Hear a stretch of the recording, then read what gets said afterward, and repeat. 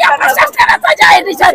आज या देशामध्ये सर्वांना स्वतंत्र स्वतः जीवन जगायचा अधिकार असताना वेळोवेळी आमच्या दिव्यांगावर अन्याय होतोय. या प्रशासनाने आम्हाला भेदभाव आमच्या दिव्यांगांना 6,000 रुपये पेन्शन मिळावी, शेतकऱ्यांची सर्व कर्ज सरसकट माफ व्हावी अशा 19 मागण्या प्रलंबित असताना सुद्धा दादा वारंवार आश्वासन देत आहे. यावेळेस आमचं जोपर्यंत मागण्या पूर्ण शासन निर्णय निघत नाही तोवर आमची माघार नाही. मला गाडी घालायची, गाडी अंगाव घाला, मी उठणार नाही तर मी काय औषध फिर मी औषध आणलंय. तुम्हाला आमच्या लाशावरून जावं लागत सांगते. तुम्ही हात नाही लावायचा.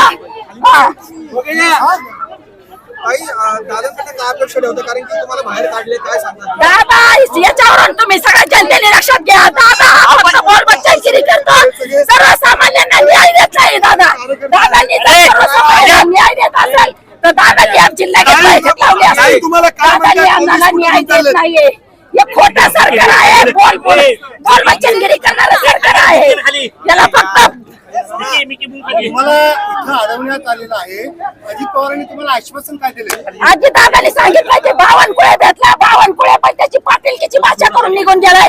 तो म्हणला बच्चू भाऊ तुम्ही अजूनही आंदोलन करू शकता. म्हणजे ठोस भूमिका सरकार घेत नाहीये.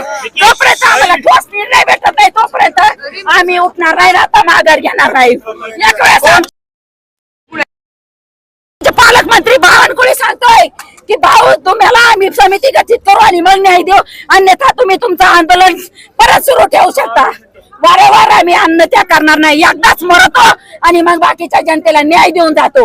जवळ आम्हाला न्याय भेटत नाही तर हे आंदोलन मागे हटणार नाही. शिक्षक यांना सगळ्यांना पगार आहे, याचे मोठमोठे कार्यक्रम घ्यायला दादाला वेळ आहे आणि आमच्या बच्चूकडूसाठी यांना वेळ नाहीये. दादाला एकदा सांगितलंय दादाने, दादा स्पष्ट आम्हाला यावेळेस न्याय पाहिजे. जवळ न्याय भेटत नाही तोवर आम्ही मागे राहणार नाही. दादा वारंवार चर्चा एकदम सीएम मीटिंग लावली, फक्त 19 मागण्या मान्य करू त्याचे शासन निर्णय दादांनी दिले नाही. आता पण मीटिंग लावू. अरे किती वेळा मीटिंग, अशा 11 वेळा झाल्यात. तुमच्या मीटिंग आम्हाला नकोय, आम्हाला न्याय पाहिजे. न्याय यावेळेस जर न्याय नाही दिला, बच्चू भाऊला रक्ताच्या उलट्या होत्या. जर बच्चू भाऊ आमचं दैवत आहे, त्या दैवताला जर काही झालं तर आम्ही या प्रशासनाला सोडणार नाही. आमच्या जीवाची पर्वा नाही आम्हाला. जर आमच्या देवाला जर काही झालं तर आम्ही आमचा विचार करत नाही. आमच्या देवाला जर काही झालं तर आम्ही दादाच्या सरकारला कधीच सोडणार नाही. आता तुम्हाला उचलायचं ना तर आमच्या अंत्ययात्रेची तयारी करून उचलायचं. तुम्ही अजिबात हात नाही लावायचा आम्हाला. जोपर्यंत शासनाचे जीआर निघत नाही तोपर्यंत आमच्या उपोषण सुटणार नाही. भाऊला सांगितलं वारंवार जर आम्हाला आश्वासन मागण्या आता सध्या 2 मुद्द्यावरती विषय. दिव्यांगांना 6,000 रुपये पेन्शन मिळालीच पाहिजे आणि सर्व सकट कर्ज माफी झाली पाहिजे. याच्या अगोदर दादांनी 19 मागण्यावर मुख्यमंत्र्यांनी जी मीटिंग घेतली, आश्वासन दिलं 19 मागण्या मान्य, परंतु त्याचाही अजून शासन निर्णय काढला गेलेला नाहीये. त्याच्यामुळे ही हुकुमशाही आहे या महाराष्ट्रामध्ये.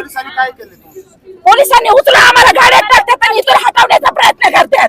आम्हाला इथून आम्हाला तोड बंद करण्यासाठी पोलीस प्रशासन हे तत्पर असतं. ह्या पोलिसांना सुद्धा लाजा वाटला पाहिजे. तुम्हाला सरकारी नोकरी आम्ही 1,500 रुपयात जगायचं का? आम्हाला उचली तर तुम्ही तुमच्या घरी आहे का नाही आया बहिणी त्यांना विचारा. एखादा अवयव गळ्यात बांधा, हात पाय बंद करून बघा, तुम्हाला 8 दिवस होतंय का? शेतकरी सुद्धा आहेत का? सर्वदा बच्चू भाऊला पाठिंबा देणार. आतापर्यंत 100 संघटनांनी बच्चू भाऊला पाठिंबा दिलाय आणि जोपर्यंत आता आम्हाला शासन निर्णय भेटत नाही तोवर आम्ही आमच्या मागण्या मान्य करणार नाही. गाडी अंगावर घालायची, आम्ही उठणार नाही. गाडी अंगावर घालायची.